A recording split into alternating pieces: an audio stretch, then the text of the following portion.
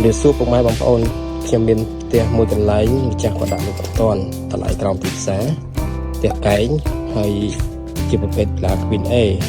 ដែលមានទំហំដី18គុណនឹង23ហើយមាន5បន្ទប់គេង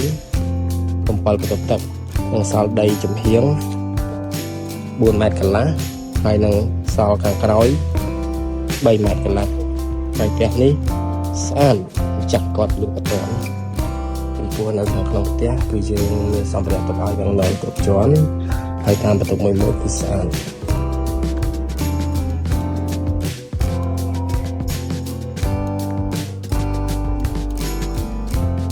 ប្រានគាត់ឆ្នៃខាងក្រោយ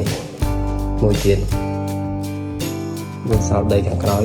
3ម៉ែត្រកន្លះជាន់ទី1មាន2បន្ទប់គេង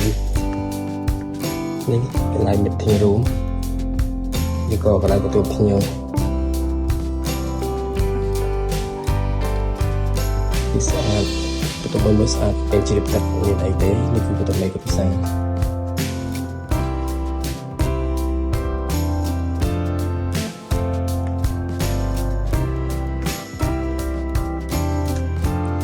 មួយទៀតក្នុងបន្ទប់មួយគឺមានសិលជៈវាំងននហើយនឹងទូដាក់សម្លៀកបំពាក់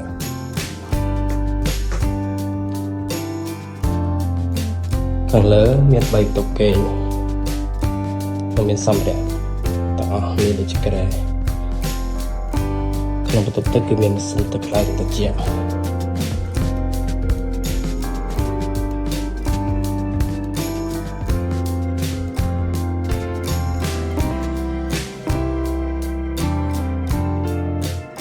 តាមបន្ទប់មួយគឺមានទូដាក់សម្លៀកបំពាក់គ្រប់ជាន់